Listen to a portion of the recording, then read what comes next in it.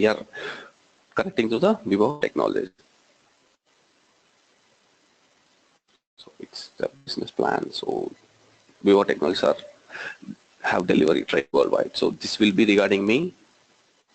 So it's a short thing regarding me. I have 8 years experience in middleware technologies.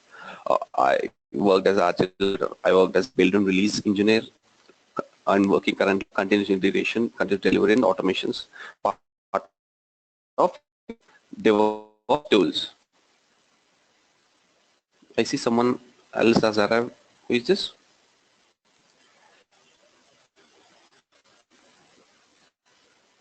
Okay. So what will be covering in this DevOps webinar? Okay.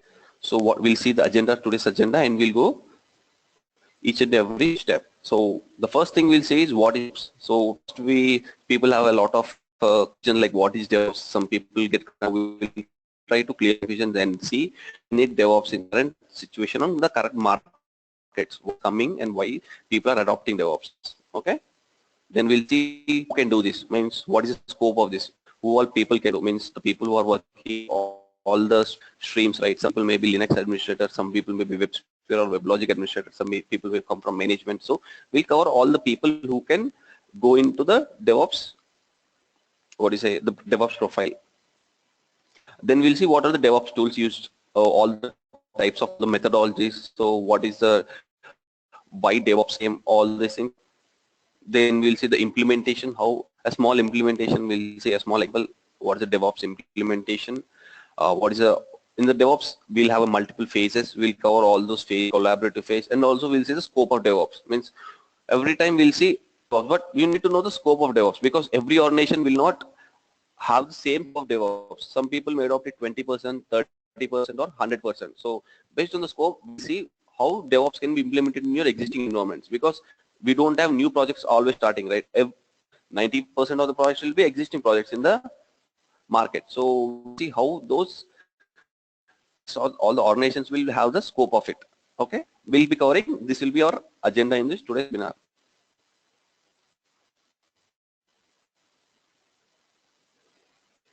So what is DevOps?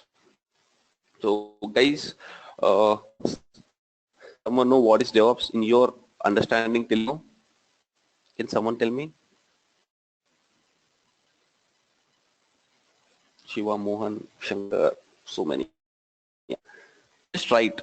I don't expect an answer or nothing, but just try to interpret in your language.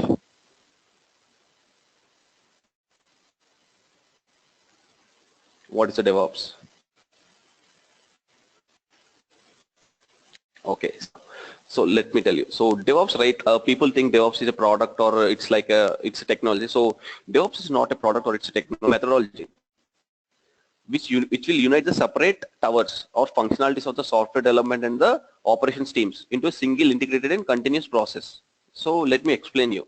So right now in your teams, right, in your current organization, what you'll have a development team who will continuously be writing Java or .NET code, and you'll also have an operations team. Operations team compromises the middleware team, the OS administration team, the Wintel team, the Citrix team, all these teams. So the operations team and the development teams, and the development teams also cover your build and release and also your testing teams. So DevOps is nothing but it's a methodology. Methodology means the way you do that work. So we are not introducing we are using some technologies to change the way we are going to work.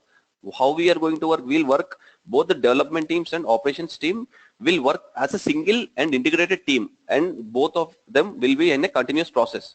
So it's not like, okay, I'll create some change and I'll assign it to the team, then I'll forget about it. This is not a DevOps methodology. This is a older things where we used to assign the work or assign a ticket to other team and forget about it. So DevOps culture doesn't matter that. So DevOps culture, continuously you integrate with, you continuously monitor with the teams, you talk to the teams, and you have a continuous process. So that is a major differentiation. So why we need DevOps? Why we need? Because so whenever we are going to change any technology or adopt a new technology, we expect some advantages. Other than advantages, we will not be upgrading a laptop or anything, right? So we'll see what are the advantages. So the first advantage is faster time to market. What is a faster time to market? So typically you get a new request in your application that we need to have some integration with the, suppose you have a banking application. Your banking application now need to integrate a UPI. So UPI is nothing but a new technology. So the time it takes to market is from the project stage. So first you get a request that you need to do the UPI integration, then you write the code, then you do the testing, then you do lower environment testing, then you deploy it, and then you release to the market. So this is called the time to market. So the time to market, but if you adopt the DevOps technology, will be far faster than your traditional technologies. So what are your traditional software development life cycle? So whenever you get a request, right, everything will be in a software development life cycle, because whatever we do, you'll be you'll be following a methodology. So the earlier methodology used to be waterfall methodology, then came the lean methodology, then the agile methodology. So waterfall methodology was the earliest methodology. So this methodology used to use certain conditions and used to take a lot of time. So earlier, right, if you take around 70s or 80s, people used to take around 6 months to complete a project. Means from the start of the requirement to the time to market, it used to take a lot of time, because people didn't have a continuous process and they didn't have multiple tools to integrate the process. But with DevOps, you have a lot of tools, you have a multiple automations in place, and you can catch the bugs faster. So that will be your faster time to market.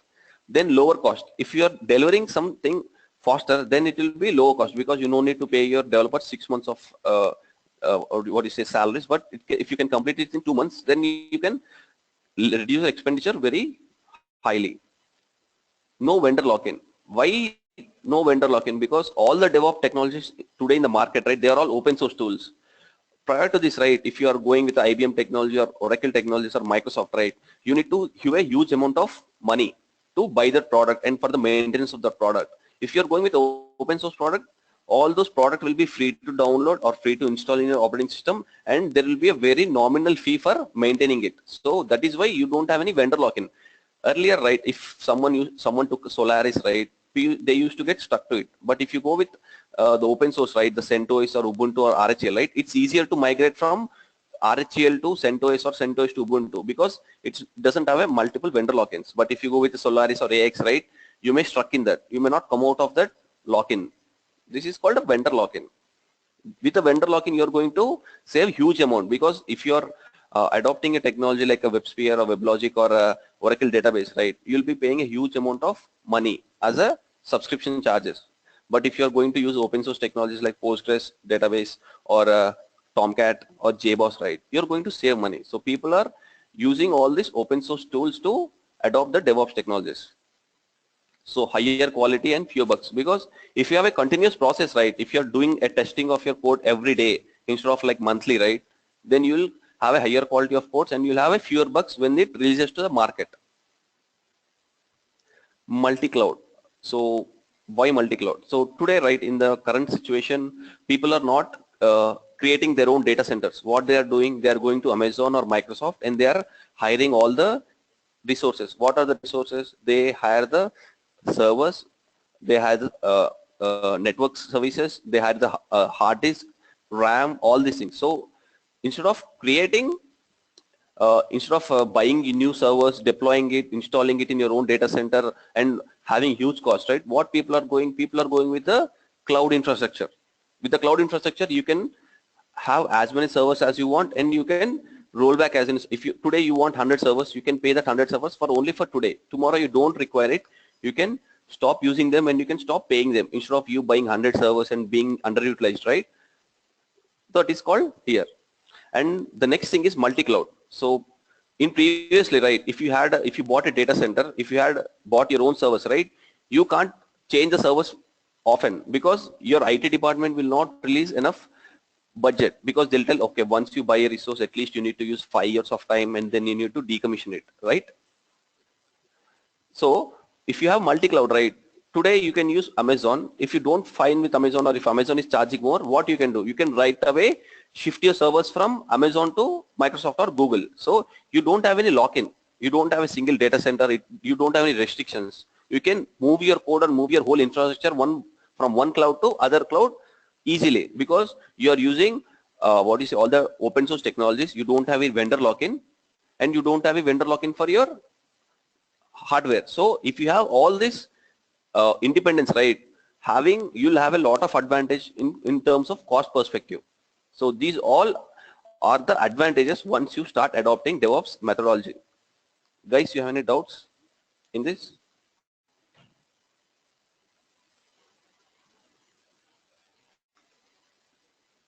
No, you can speak up also. If someone is not able to in offices, they can ping. But if someone is not in, if they are in home or any location, they can speak. Yeah, you can speak up.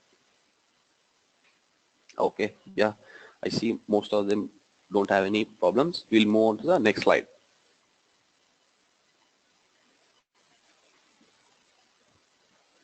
So we have seen, yes, yes, Bharat. Yeah, I have one doubt. Can you explain the difference between DevOps and WebLogic? See, there is no difference between WebLogic and DevOps. See, I told you, right, the scope of DevOps when come. So every person, every organization will adopt DevOps based on the Sorry to requirement. Because, yeah, sorry sure. to actually I had been joined with very late. I mean 10 minutes late. So that's Okay, so that is the reason I okay, didn't. okay.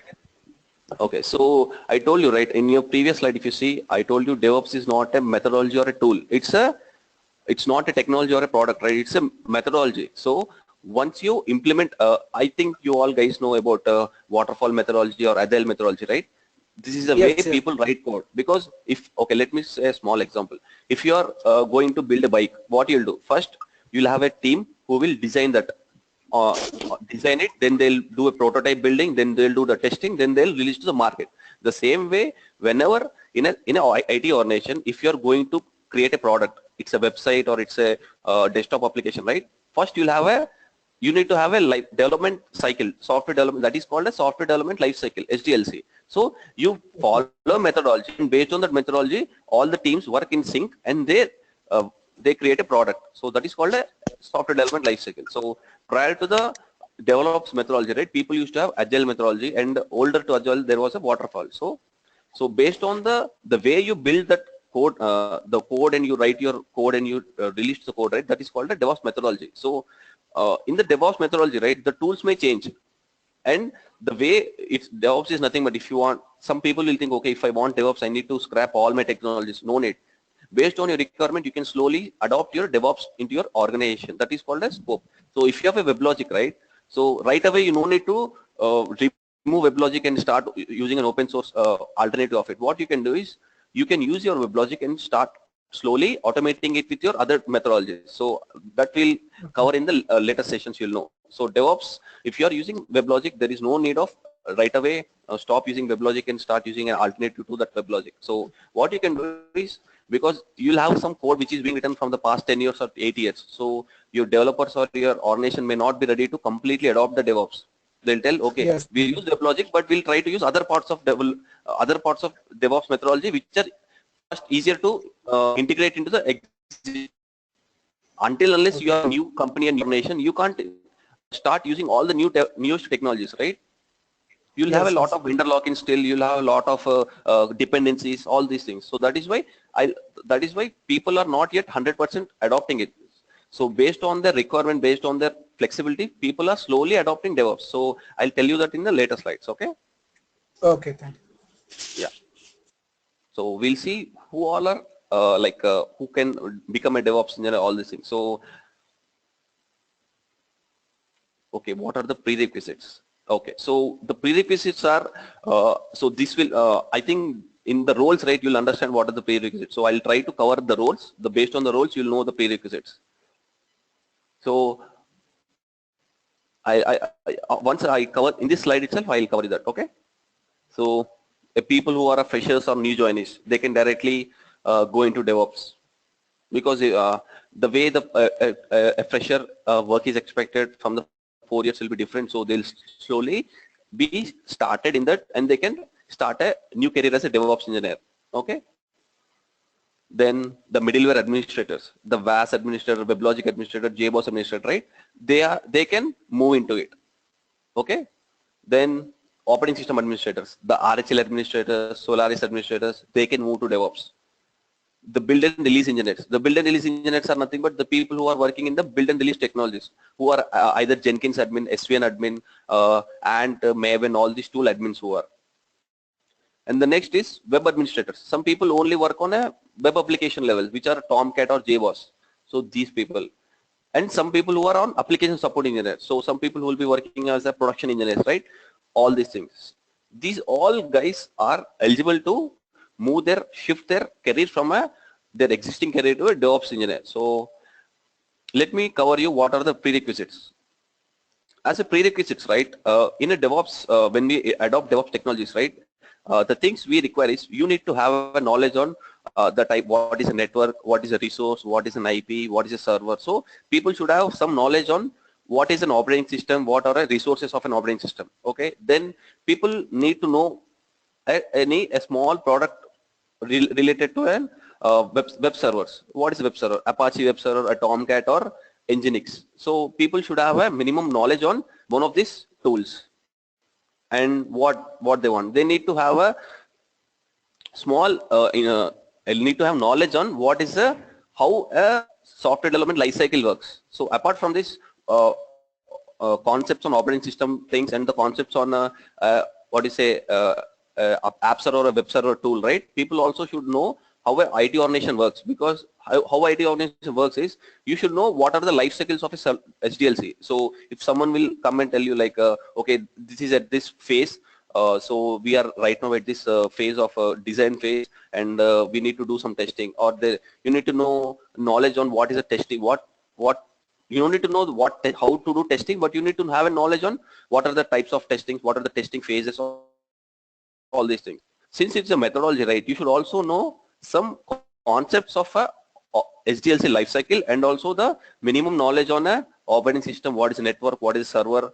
You need to have a knowledge on how to log into Linux server and how to install some small applications, and also you need to have a knowledge on what is a Tomcat, what is a WebSphere, or any of the knowledge on any of the application server or a web server. So these are the prerequisites minimum, because when we move from a DevOps, right, there are no DevOps profiles where they expect you 2 or 3 years, because all the DevOps profile right now you see there will be around 4 to 5 years, and everyone knows that they don't get more than 4 to 5 years because it's a new technology.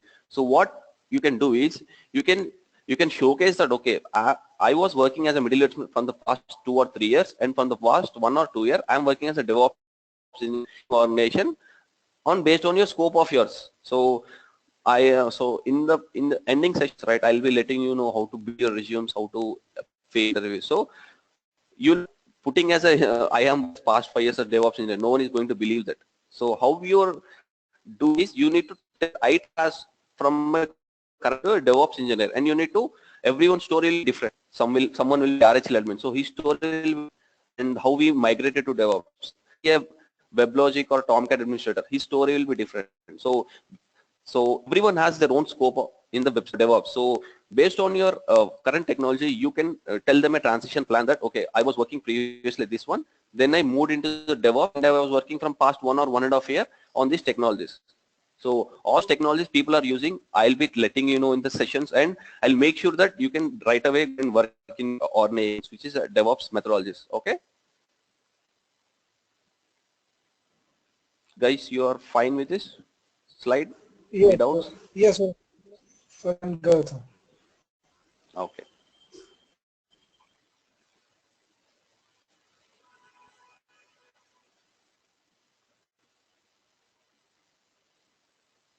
So if your organization wants to move from, they want to adopt DevOps methodology now. So they thought, okay, DevOps is good now, and they want to go ahead and start implementing DevOps. So to implement 100% DevOps methodology or DevOps culture in your organization, right, you need to implement it in 5 phases. Okay, so we'll see those 5 phases, and each phase has particular type of technologies through which you can achieve that phase. Okay. So you can only tell your organization has completely achieved DevOps if all the 5 phases below are completely automated. So implementing DevOps, each phase is one thing, and you need to make sure that that phase is completely automated. So why people are adopting DevOps is, you have a lot of automation technology available as part of your DevOps implementation, due to which you can make sure all the manual errors people do, right, they can be eliminated, and you can save huge number of IT cost. So instead of 100 people, right, who are working in a traditional methodologies, right, those people can be replaced with around 30 to 35 DevOps engineers. So that is a target. That is why people are implementing, because they want to use less resources and want high productivity. If everything is not automated, people keep doing manual mistakes. If I tell him to copy one file, say one file to 6 servers, he may miss one server. That is a manual thing. If I want him to deploy some ER or a var file to a WebLogic or Tomcat, he may not do that correctly. If I want an OS engineer to do some a set of 15 steps, right, that Linux administrator may miss one step. So all these things, so all the things which we are doing manually in our current environment, right, they need to be mostly automated to achieve a DevOps methodology. So all the 5 phases, right, if they are completely automated, then you can tell that, okay, my company is 100% DevOps. Otherwise, you can tell that we are partly DevOps and partly older architecture. Okay. So the first phase is collaborative development. So how you achieve collaborative development? So to achieve collaborative development, what do you do? So during the development phase, what people do, you'll have around 20 or 30 developers who will be actively working, who will be actively writing code. So during the writing phase of the code, right, if you want a collaboration is nothing but having talking to each other or meeting to each other or discussing with each other. So if people are discussing to each other, if you want the same thing happen to your code, right, you have a particular technology is called JIT. JIT is nothing but a version control system. So what is version control system? If all your developers, right, every day they write their code and they leave home. So to save their code, right, what they do, they save their Java or .NET or any type of code to a version control system, so that your code is secure, because the heart of any company is their code. Because if you lose a Linux server, you can build it, but if you lose your custom code, right, your code for your application code, then you need to write from scratch. That is why people have a sophisticated methodology to save all the developer code. So previously there used to be a different ways of writing code and saving code, but in the DevOps methodology we have a new technology called JIT, and the JIT will be implemented. The next phase is a continuous testing. So currently in your environment, if you are working on a release, in that release, right, first people will the developer will write a code, then you'll do manual testing, then you'll do performance testing, then you'll do what is this? There will be multiple types of testing, right?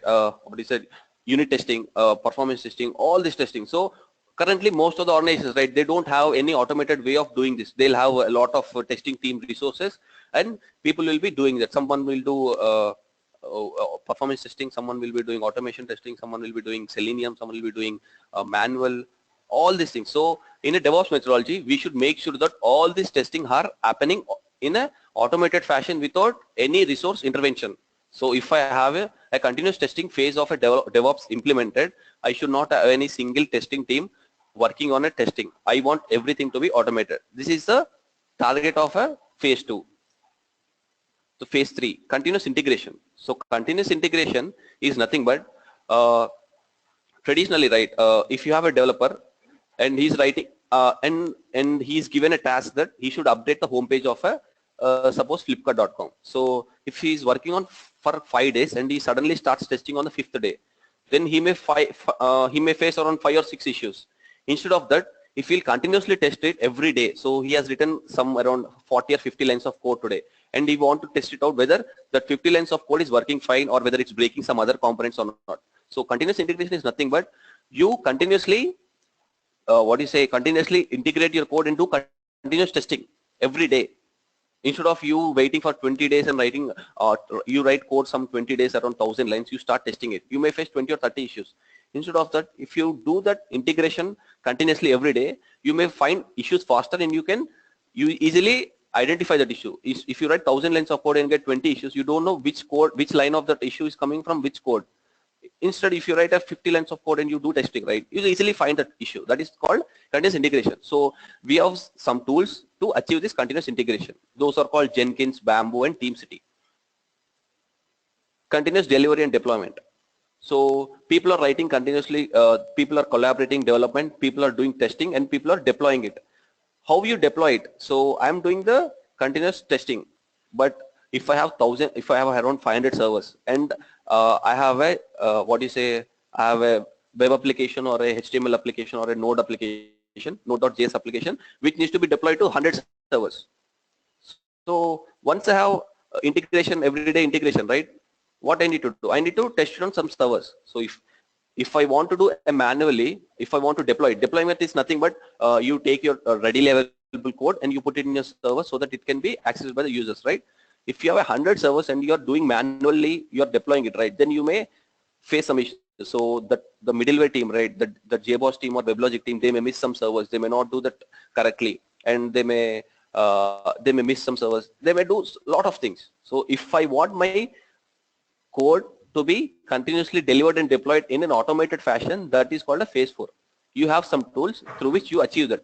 So if you have 100 servers and I want my code to be deployed to 100 servers, I need to do it in automated fashion. In automated fashion is nothing but using less number of steps. If I want 100 servers to deploy, I need at least 5 resources, but I want some one resource, and that one resource should do that 100 deployments within very less amount of time and with no errors. Because if I have some automation in place, that automation will do the same work continuously. Because a human can do an error, but a machine or a software will continuously use the same output. So that is a phase 4. Phase 5 is continuous monitoring. So you have your code deployed, you need to monitor that code. Okay. So we'll see that phase again, each phase. So this is a sample implementation. So first you think it. Thinking is nothing but you first think about how to write the code, then you start writing code, then you deliver that code, then you run that code, then you manage that code, and you learn from it. So this should be a culture, and this should be an automated thing. It should not be like, okay, I will think for 5 days, then I'll come back to the team and I'll talk to them. No, you have a collaborative meetings with all the teams daily. Okay, so that you have your code moving faster, and you get to the you can time that market fastly. You'll have less number of bugs, and you save a huge amount of money.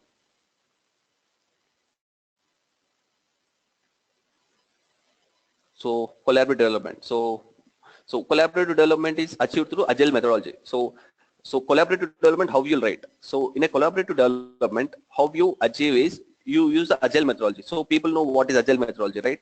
So that agile methodology concept will be used in the collaborative development phase. It's nothing but people, instead of writing a huge code. So I'll give you an example of what is agile methodology or what is collaborative development. So suppose you have a, I told you, right? Suppose you have a bank and you need to integrate UPI technology into your bank, because government has mandated you need to integrate it. So in the UPI, right, there may be multiple things that add other person UPIs, transfer to UPI, check your balance, set up UPI pin. So these are 4 then sub parts of your code. So what you do, instead of writing all the code, means instead of writing adding a UPI person, transferring the money, checking the balance and help information, or writing that code for 20 or 30 days and start testing for the first time, in a agile methodology, what you do is you break it into phases. Means first I'll try to write only the add transfers. In that add transfers, I'll break that add transfers into subparts. So I'll write a small code and I'll test that code. So that what you do is, instead of writing a huge code and not collaborating with the teams, the testing teams or middleware teams for a long time, what you do is you emphasize on short iterative planning and development cycles to provide better control and predictability. So if I write a small code and test it, I'll know what is the outcome of it. Then I'll add another small feature to add it. So in the add transfer side, what you'll have first, view the list of beneficiaries first. You'll see the people who are there. So write the code, then write how to add it, then how to activate it, how to delete it. So if you break all these parts into small features, right, and you only write that code, right, then it will be called a collaborative development, because every day you're writing some code and every day you're testing it. So every day you want to test it, then you talk to testing team, then you talk to infrastructure team. So this is called a collaborative development. You write a small code, then you complete all the phases of it. Instead of you writing all the functionalities and features and coming and starting after 20 days, right? You may face some issues. Further, to fix the issues, you may take 20 more days. So that is not a what you said, that is not a new thing. And today, right, everyone. So if you have something app store, right, if you have installed some app called WhatsApp or any messenger, right, today people are expecting new features every day.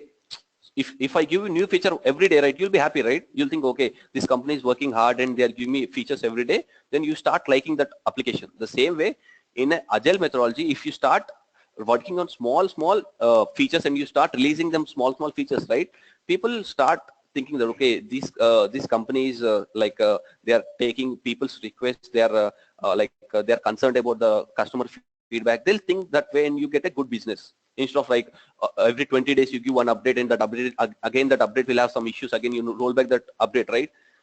You'll not have a good business and you may lose business due to that. So that is why in the collaborative development you'll use other methodology and you break down that small parts and you deliver that small parts to the customers. And the tools which are used as part of it, right? The JIT is nothing but it's a collaborative development tool, how you share your code. So in as part of our what do you say, as part of the course, I'll be covering the JIT, and Maven is a small tool through which you will be compiling your code. So JIT and Maven will be covered as part of the collaborative development phase. Okay, we'll be covering both of these tools. Guys, any doubts in this phase? What is development? How you do it? All these things.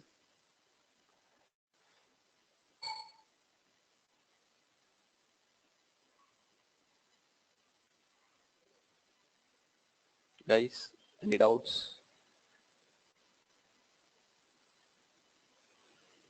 Only Avi is fine. All other have doubts. Because if you ask doubts, I'll know what is your level of understanding so that you can have a better understanding. So asking doubts will not harm you, guys. Hi Gautam, this is Venkat. Yeah, hi Venkat. Yeah, actually we have a different phases, right? It's like a development and testing. After that we need to collaborate our code into the integration, right? So yes. In that different peoples are doing all these things, because developers do the development and after that it is going to the testing, right? So testing people yes. also involved in this, or we need to do that? So how you do is, so you'll have a testing team. So it's not Yes. like complete replacement, but it's some type of a consolidation. So consolidation means merging. So how you do is, so you have an existing team, which is a performance test team. So a famous tool of performance tool is a HP, what is this? I forgot the tool name. So there is a HP tool. So that HP tool is a very famous tool for a performance test tool. So what you do is, yeah, load runner. Yeah, thanks away. So what you do is you integrate your load runner to your existing environment, so that next time when I'm going to do performance testing, I no need to ask the testing team person to invoke that load runner or ask the test results. I can I can execute that coding or execute that instruction from my DevOps tool. That is called automation tools. But you don't intervene people, or you don't ask people to do that or start that or the results, what happened. So DevOps tool will take care of that.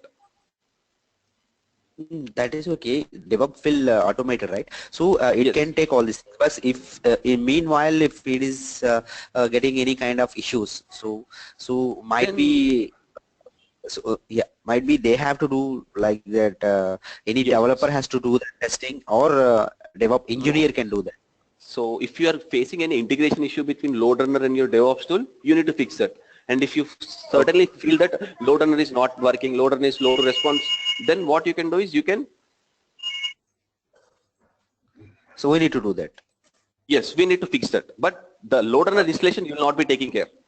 That load runner installation will be taken care by the team who is there. But your work is to integrate the tools, so that, see, if I have a team of a performance testing team, some people will be there for experts will be there for installing load runner and creating load runner scripts. Some people will only be there to run it. So slowly, if I am continuously running and doing, I may not need that 4 resources of load runner team. I may need only 2 resources going forward. So that is your savings.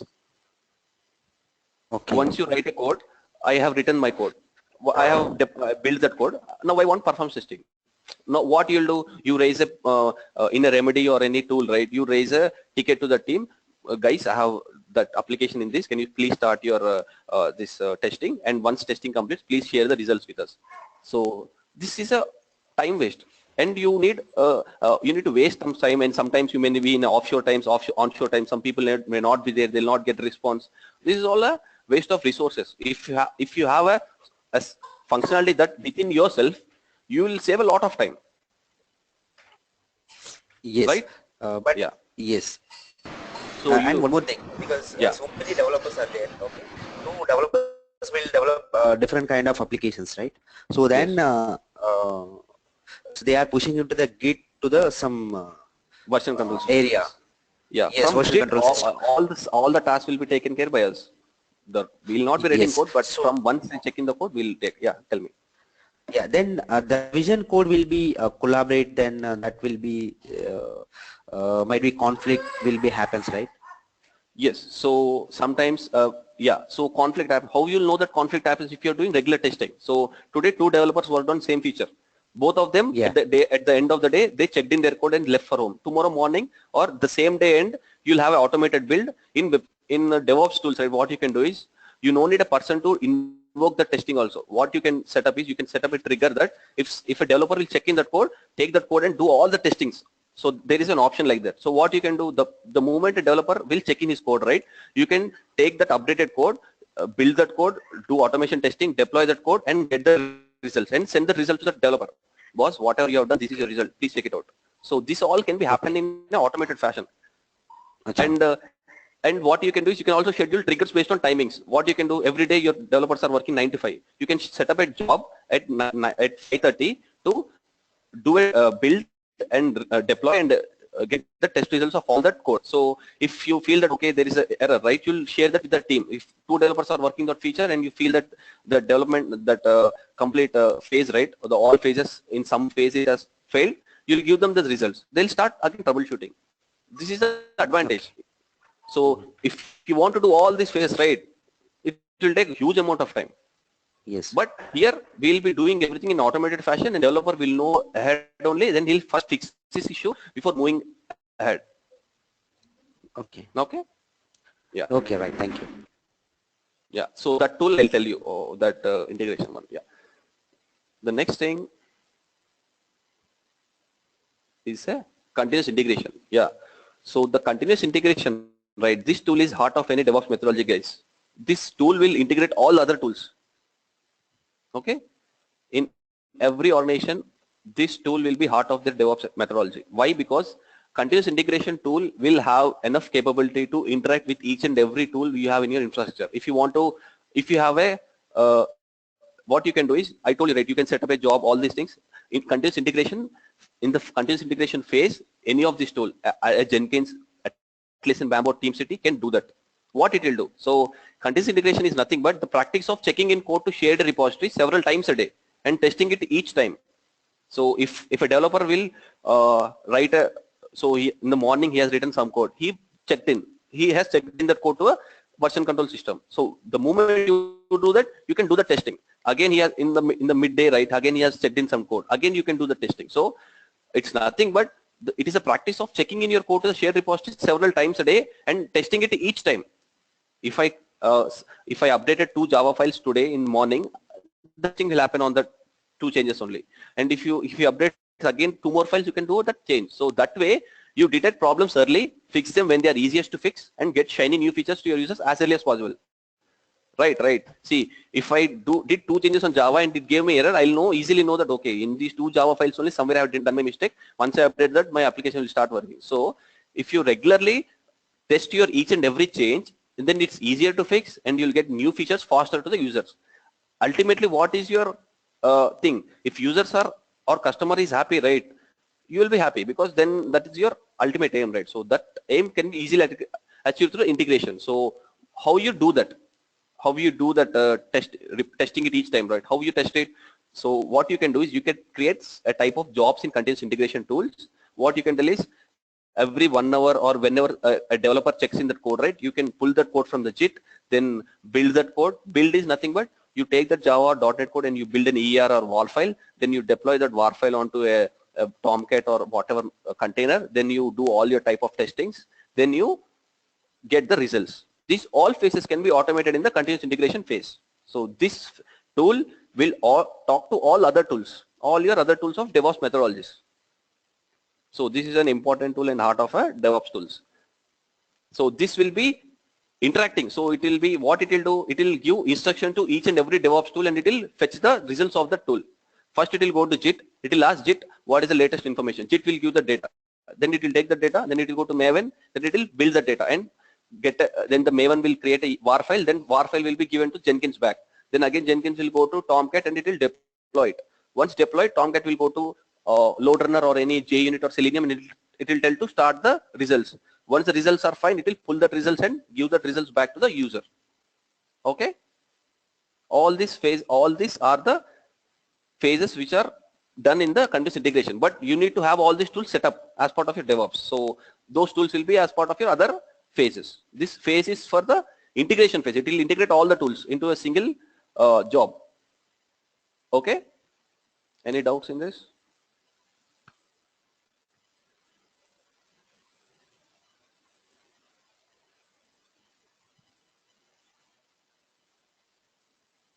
Guys, crystal clear. Hello, Gautam. Hello. Yeah, tell me. Yeah, Gautam, this is Venkat. So while we are configuring with the Jenkins, so Jenkins with a tool which is integration with Git, Maven, and everything, right? Yes. So while we are doing integration with the Jenkins, with the Tomcat, it's possible, or only Jenkins, it's okay? See, with Jenkins, right, you can integrate your WebLogic, WebSphere, your LoadRunner, your Selenium. All these things are possible. Your traditional softwares and your latest DevOps technologies are all possible. So Jenkins is a plugin architecture. The way you install plugins in your Chrome, right? The same way you can install that. If you're installing a LoadRunner, you can install LoadRunner plugin, Selenium plugin, WebLogic plugin. You integrate that plugin, you complete that integration, then it will start interacting with the tool. It's not like only latest technologies. All the traditional technologies, most of the technologies will be have a plugin, and that Jenkins can easily interact with that tool. Okay, so integration with all the tools, then Yes. the build file is there, then only it can be deployed, right? Yes. So For example, if you have that file will be deployed in WebLogic, VAS, whatever it is. yes, It can be deployed. yes. So what will be your typical plan? You'll tell in the JIT, right? There will be a standard JIT location where the developer functionality is working. So he'll give that URL. So once you give that URL, right, it will know that at this location this code is there. At the first phase itself, if the JIT that code is not there, or that if it is empty, right, it will fail at that step. If there is a code, a type of code or some specific code, right, it will go to the next step where it will start building it. During the build phase, right, if it fails, it will fail the build phase itself. Or if the build is successful, if it go to WebLogic or WebSphere or Tomcat, if it is not able to deploy successfully, then it will fail at that phase. So that particular team or particular person should take it up and see it, why it is failing. So okay, it can be directly deployed .er file, var file, so where Yes, you you can have deploy. with the Jenkins, right? Yes, you can do it. Okay, thank you. Yeah. Guys, any other person has any doubts, or it's fine?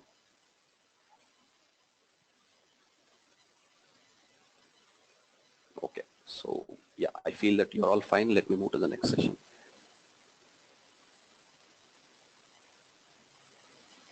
MQ, no. MQ configuration, I never seen it, but I'm not sure. We need to see that. There will not be anything not there, but I have never worked on it. I have worked on all this application servers and all this testing, but never MQ. I think it will be there. You can check it out. You can directly do a Google like Jenkins plugin for MQ. So the next phase is a continuous testing phase. So DevOps cannot be released without continuous testing with zero intervention in smoke testing, regression, acceptance testing. All this will be achieved or accomplished through automation of testing through all the stages. So testing is not a single phase. Once a person will do, he'll do a manual testing, then he'll do a smoke testing, regression testing, unit testing, performance testing, all this testing. So all the phases of testing should be automated to make sure that your continuous integration phase of your DevOps is completed. You can only tell my DevOps continuous testing is in place when all of these phases are automated, right? So JUnit is a type of testing, SC is nothing but Selenium, Cucumber is also a type of testing. So these are all the tools as part of your continuous testing. So I'll let you know how to integrate JUnit and JUnit test cases and how to retrieve the reports. Okay, so as part of our session, we'll be covering JUnit. Okay, we'll be seeing how to configure JUnit, how to see that report, all these things. So it's nothing. So testing is nothing. So all the things all your testing teams are doing, we should make sure that they are automated. So we need to configure the steps, the configuration, the servers, the credentials, all of the operations, right? You need to configure those operations in the where you'll again you'll configure in the continuous integration itself, right? In the continuous integration tool, you'll be configuring this tool information there, so that the phase will be successful. The next phase is continuous delivery and continuous deployment. So this is also a very important phase, because with this phase only people are going to achieve or save huge amount of money. Yes, with the integration you'll achieve a lot of amount, that is time, but this is literally in terms of resources. How you save? So continuous delivery or continuous tools are nothing but you can ensure that the code is rapidly and safely deployed to productions or any type of servers, huge number of servers in an automated fashion. So what is it? Suppose as part of my requirement, I got a requirement that I need to install WebLogic or a Tomcat on 20 servers, new servers. If I do this manually, it's going to take a lot of time. I can achieve that using continuous delivery or continuous deployment tools. I can deliver my software. Integration is integrating into the tools, but delivery is nothing but you need to deliver or push your software to any of the servers in an automated fashion and as soon as possible with less number of errors. So suppose you have a Flipkart.com. So Flipkart.com will be on a minimum of 1000 to 2000 servers. If you did a single change and if you want the change to be deployed onto 1000 servers, you need at least 100 resources to that or 20 resources. But if you have a Puppet or Chef configured, it will be doing that within a 5 to 10 minutes itself, because it can rapidly deploy or take your code and deploy onto your servers in an automated fashion without any mistakes. That is one way. Or if you want to install something, you can do it. If you want to copy a file to 1000 servers, you can do it. If you want to remove something, you can do it. All the management tasks you do on a servers, right, that can be automated using this continuous delivery and continuous deployment tools. Okay. So if it's the primary goal is to enable the automated deployment of production ready application code. Suppose you have a Docker code or any type of code, Node.js code, PHP code, anything. It's not like a traditional Java code or .NET code. Any type of code can be deployed onto any type of server very, as soon as possible, and with the confidence that this tool is not doing any manual mistakes which humans do. Okay. Guys, any doubts? I think people will get doubts here.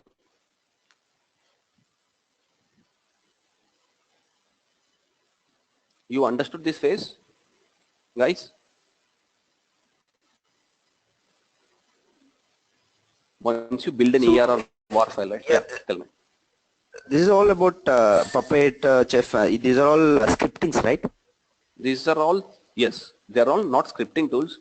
They are continuous deployment tools, and part of the deployment, right, to achieve the task, right, you will write a small snippets of code which are called cookbooks or manifests, which are in a Ruby language. Okay. So we need to learn Ruby also? So you no need to learn Ruby language, because if I tell you the amount of language you need to learn, it is in the Ruby language, right? If you learn 2% of Ruby language, that is enough, because the only thing you write is you'll write a small a loop. Other than loop, you are not going to use any Ruby language. Everything is based on the Puppet specific language. So though they are Ruby, right, you'll not be using Ruby language. You'll be using all the language or commands or instructions of specific to Puppet, Chef or Ansible. You write the code in the Ruby specific Ruby instructions or Ruby language. You will be having that code in the Ruby instructions, but you will not be using Ruby more than 2 or 3%. Though the most you'll use is a small loop you'll write. That's all. So I'll let you know. So you don't need any Ruby prior language. No need to worry. You can easily pick up. Okay. And typically you write around 30 or 40 lines of code, and all that code will be readily available. I'll let you know how to become master in this by not knowing also. So As part of the classes, I'll let you know. Okay. At the most it will be 40, but most of the people will have 20 or 30, 40 lines. But at the most you'll have 40 or 50 lines. That can also be easily achieved because everything will be 2 or 3 lines of codes. You'll not write a huge loops or for loops or something. Everything will be 3 lines of 4 lines of code. That's all. More than 4 lines you'll not write. Again you'll start a new thing. Again you'll accomplish small tasks. Okay. Anyway, some kind of uh, uh, Yeah, what do you very call? small. Yeah, Yeah, very programming small programming. If you is have involved. to, Yes, then it's enough. involved in this phase. That is enough. Yeah, Yes. but having a small C knowledge or not even having C knowledge also fine. You'll understand it. What you need to understand, guys, is you need to have a basic knowledge on all the types of things. What is a server? What is an IP? What is a server? What is an application server? What is IP? What is a network? What is firewall? What is load balancer? You need to have basic knowledge on of all this. What is a file? What is a what does PS command do? What is a what do you say? What is find command do? You need to know the knowledge, basic knowledge on all the basic things, or where a 1 or 2 year resource will have, but not more than that. Because you are not learning any new, you'll be learning the tool specific thing, but the tool specific thing you need to achieve, you need to know what you're going to achieve. If you write a piece of code, or if you write you're writing some small contains in Jenkins, right? You need to know what happens, what will be the outcome. Okay, Okay. that Okay. knowledge is required, not the huge knowledge on the tools. That knowledge I'll be giving you. Guys, any other doubts? Okay, let me move to the last phase. The last phase is the continuous monitoring phase. So the continuous monitoring, what is continuous monitoring? So as part of your tools, you already have continuous monitoring. So people will have multiple monitoring solutions. One monitoring solution will be for hardware. So if you have a Cisco router, Cisco switch, Cisco load balancer, all these things are network devices, and people will have a device. People will have a monitoring solution only for network devices. People will have a monitoring solution only for the servers. People will have a server called some type of a tool where it will be continuously pinging the RHEL server or any Linux server to know whether it's up and running. And people will have other monitoring solutions for application code. Application code means people may have Dynatrace or CA APM tool, CA Introscope, or all these tools for what do you say, for the Java or .NET code. So whatever these new tools, right? These tools are combination of all those tools. You don't need a separate tool for infrastructure, separate tool for separate tool for network devices, or separate tools for applications or servers. All these tools will be covered within a single server. Single solution, and these again solution can be automated. How you automate? Again, you can write some Chef or Puppet code where you can automate this installation configuration of these tools.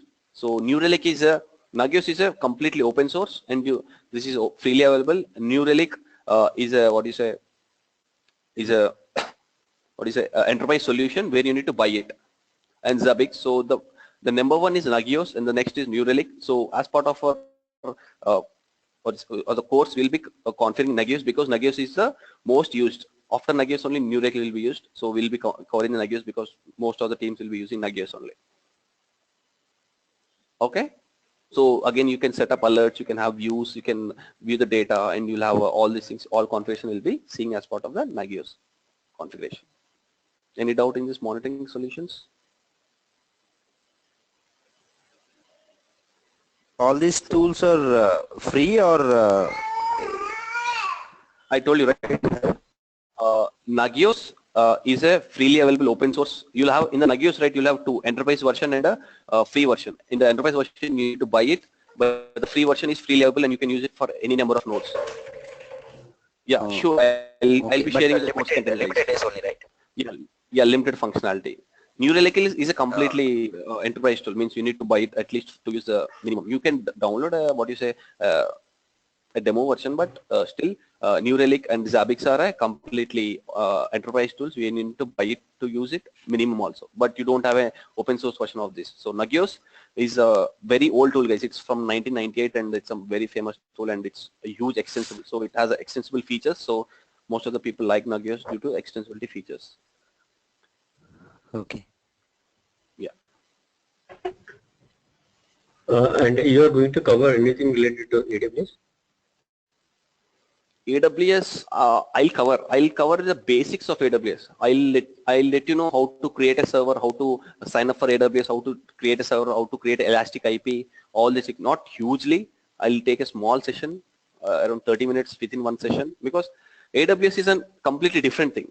AWS is you're migrating your servers to a to a cloud. That is a different concept itself. That is also a part of DevOps methodology, but that doesn't come under the DevOps methodology, because what you're doing is you're replicating your local infrastructure to a cloud infrastructure. Again, inside, again, you'll be using the same tools, but you're not, this is not a DevOps methodology. What you're doing is, instead of buying new servers or keep upgrading servers, what you do is you're migrating your infrastructure to a cloud infrastructure. So that is an infrastructure thing, not a DevOps thing. So I'll give you a very basic knowledge, because all our sessions will be doing it in the Amazon itself. So I'll let you know. So each and every session I'll create a new server, and I'll show you on the DevOps on the AWS console, it's AWS servers itself. So you can also sign up for AWS, and you can start using AWS. So using AWS is free for the first year for particular type of service. So you will not be incurring any cost. So you don't need to worry. So I'll be teaching you all in your cloud on a new server, so that you'll also you can also slowly have some knowledge on AWS. So all our all the classes or all the sessions, right, showed on the AWS servers itself. But I'll not be covering hugely. I'll only be covering around 10 to 15% of AWS, not the whole, because if I want to cover everything, it will take 30 days for the AWS only. Okay. Okay, thank you. So, right, of DevOps. So every person can't implement DevOps completely in their environment. So let me tell you what is the scope. So if a person is implementing the DevOps methodology from his planning phase to the operational phase, then that is called a DevOps phase. So if someone is not going to do that, then what phase it is called? So then that phase is called a continuous integration. So you have, so the first phase is, if you're only having automated fashion or continuous delivery fashion on the plan, code and build phase, right? Then that is called agile development phase, not a DevOps thing. Because if you can tell that, okay, we have only implemented the first phase of the continuous development, that is called agile development or the continuous development phase. So you can tell that as part of in our organization, we only have the DevOps restricted to the development and the build phase itself. That is called the first phase. And if someone is having a phase additional to the plan, code and build, they also have testing, right? Then you can call continuous integration. What continuous integration will have? You'll have your code. You'll have Git or something. You take code, you build that code, then you test that code. That is called a continuous integration phase. In this part, you get the Jenkins and all the other tools. Okay. Then if you are having an additional thing called release, right? Release is nothing but you're adding an additional tool, Chef or Puppet, and you are moving that code to your non-production environments. That is called a continuous release phase. So if you're having continuous delivery, right? Continuous delivery is nothing but from the plan phase to your lower environment phase. Deploy is nothing but it is your production environment. So before some people, right, still though they have all the automation, right? Some people don't believe in automation production environment, think that humans are still more valuable or humans don't do mistakes, right? So if you think that if you're not integrating your development, your production phase automation, right, and all other lower environments you're doing automation, right, that is called a continuous delivery. So you can tell that in my as part of my DevOps culture, right, in my environment you only have the till continuous delivery phase. Then the next comes as the complete DevOps phase, where you have all of your phases automated, the deploy phase and operate phase. Deploy is nothing but you're deploying it in your production environment and you're operating it. Operating is nothing but you have your continuous monitoring also integrated. If you are operating is nothing but as part of your operations, right, you continuously monitor your servers, and if you face an issue, then you'll take appropriate action, right? That is called a operate phase. So if you have all these phases automated, then it's called a DevOps phase.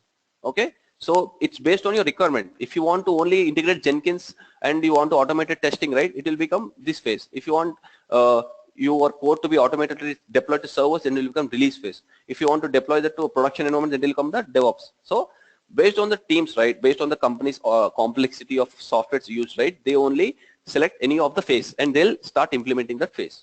Okay, you guys got right what is the scope?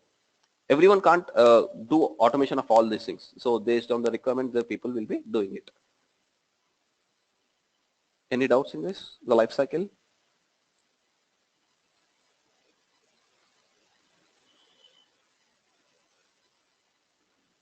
Everyone's fine? Okay, let me move to the next, the ending of this session. So this is something called, I want to give some knowledge. So what is the DevOps? What is the scope of DevOps? It's not a scope of DevOps, but the job profile. So this is a scope of the DevOps job profile. So whenever you go to interview or you see, right, don't see DevOps as a software. You see as a methodology, and you see at what extent those methodologies implemented in an organization. Okay, whether they are implemented to continuous delivery phase, continuous integration phase, or continuous deployment phase. So always talk to a resource or another person based on the methodology. How far you have implemented your DevOps in your environment. Okay. So DevOps, right, this is going to be de facto standard, right, guys? So if you are using Agile methodology or any waterfall methodology, right, those are going to be completely, removed from organizations, because I am seeing a lot of huge big banks, right? Banks normally are the people who implement any technology in the last, they'll be the last persons. Startups will be the first person who will be implementing a new technology, and the banks will be the last persons. But in the DevOps side, banks are also equally fast in implementing this DevOps technology. So I have seen a huge organizations like JP Morgan, Wells Fargo, and Bank of America, right? They are also started implementing DevOps tools. So now, right now they have Jenkins in their environments, they have Puppet Chef in their environment. So you don't need to think that, okay, DevOps means I'll only get in startups or not. So you are going to get a jobs in a huge multinationals also, because people are, everyone wants to save money, right? Ultimate thing is everyone wants to save money. So if you are saving money and on top of that you are releasing faster bills to the resource to your customers, and customers are happy, everyone wants that. Ultimately a bank wants their customers to be happy with their money or their features, because if you are happy you come back. So that's why DevOps is becoming a de facto standard of software development lifecycle, and all the tools are slowly being implemented across all type of organizations, not only startups or small organizations. So gaining knowledge on complete infrastructure and development lifecycle. So if you learn DevOps, what you'll become? If you become a DevOps, right, you have a very good chance of becoming an architect, because if you, what is architect? Architect is a person who is going to define how a new project is going to work. Why? Because if you work for 4 or 5 years in a DevOps methodology, you are going to know each and every phase.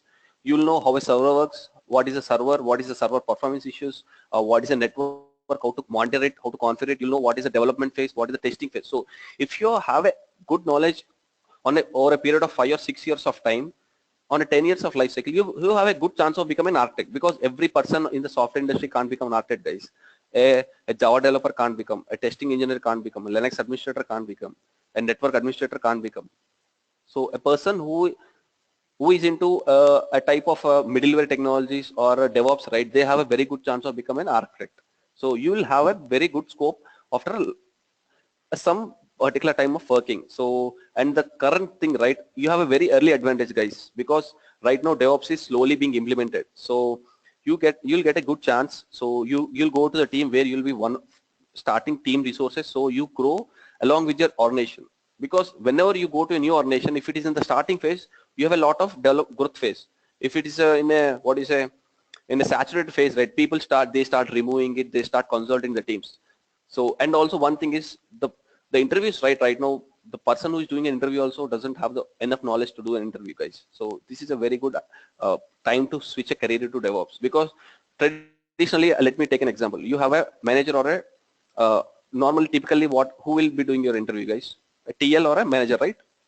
So these guys would have stopped learning new technologies or adapting new technologies long time back. So if they are going to do a interview, or else if someone is doing SSC, means who is a senior software engineer and who's worked 6 years of experience, right? If they are going to adopt a new technology, he'll also be having a limited knowledge. So what they'll be asking you is, they'll ask you how you understand the technology, not the how technical questions. If someone will ask you how to have you worked in Chef, they'll ask you how you implemented Chef, how are you using Chef, not like okay, in the Chef, right, this type, what is the configuration you do? They'll not be asking you this type of question. They'll be asking you how you are implementing Chef in your environment, because they also be a new person who is implementing.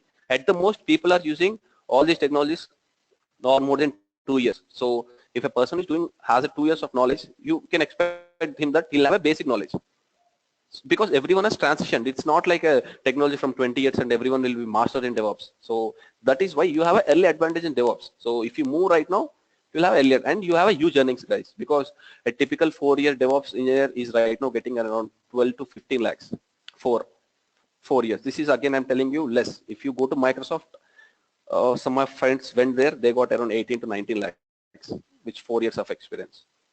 So you'll have a huge higher earnings, and cracking interviews is little easier right now.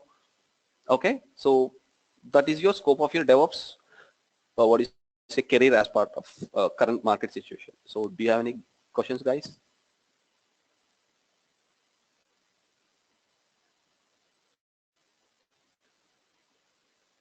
Any questions, guys?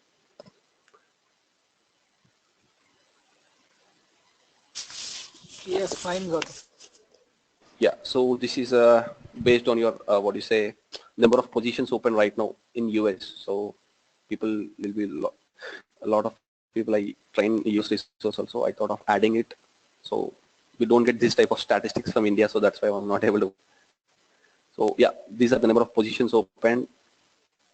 Yes, Avi. Yeah, you have a very good chance of moving to DevOps, Avi. So because yes, it is very fine, because Linux administrators, RHL administrators, Solaris, and middleware administrators are the top persons who can move it, because you'll know the what's happening, because you know what is Jenkins, or you know what is Maven or build, because as part of your deployments, right, you go to the build and release team and ask it. They'll be giving you ER, and you know you'll be interacting continuously with the Unix teams or network teams. So RHL administrators, middleware administrators, and the or all the build engineers, right? These people are the perfect people to shift to the DevOps, because you'll already have this knowledge of what is a tool, what you're interacting. So the amount of complexity, it will be little less, not but more, when you're interacting with these tools, because these are all small tools, but you need to know the integration of this, because see, DevOps tools are not huge tools like a MQ or a WebLogic. They are very small tools. But integration, if you know how to integrate multiple tools and achieve automation, right, then it will be very easy for you. So the timings of the class, Shailaja will be talking to you guys, and based on all of your most of the feasibility, right, will be setting up the session. Whether it's 8 or 8:30, we'll be deciding right now. In some time, once you find with scores you are fine, then we can do. Okay. Developers, it is also easy, guys, because let me tell you one thing. So in DevOps culture, right, I told you automation, right? Some teams, right, they only purely hire developers to write the automation itself. So you'll have a very good chance, because in a software chain, right, developer is the most talented person. Afterwards, only you'll have other persons. So if you have a developing knowledge, learning the small tools is very, very easy, because if you have development knowledge, you can have a good advantage of writing Chef scripts and Puppet scripts and all other automations. So learning the DevOps tools is very, very easy for a middleware administrator, for a developer. So there is not be any issue. You'll be catching up very fast.